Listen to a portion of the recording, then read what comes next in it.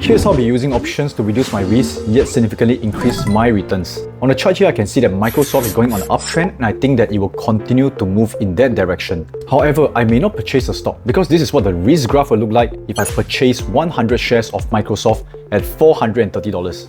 On the horizontal axis, you can see that this depicts the share price. If Microsoft shares goes up from 130 to 140, 60, 80, you will see that my profit increase accordingly. So the vertical axis is the profit, and you can see as Microsoft shares decreases, I will go into losses. It's a straight line and something that most investors are used to. But let me share with you a better method. Instead of purchasing a stock, we can consider purchasing Microsoft long-term core.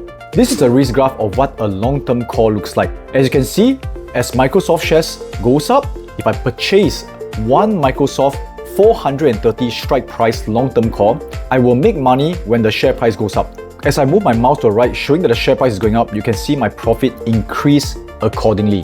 However, the best part is this: if the share price drops or do not move, the maximum loss I have is only the premium I paid. So this is the first advantage of using options. We can limit our losses and know exactly in the worst case scenario, what will we lose? The second beautiful thing about options is this. If you look at buying 100 Microsoft shares, you have to invest $43,000 when the share price is $430. So in event, if we lose everything, the maximum loss is $43,020. However, for options, as mentioned, the maximum loss is the premium we paid, which is $7,000. But what it also means is we only need to invest $7,000 to lock in the share price of 100 Microsoft shares. This significantly reduces the capital required to invest in Microsoft shares, and hence is the second most powerful thing about options. To learn more about options, follow this channel and click on the resources to learn more.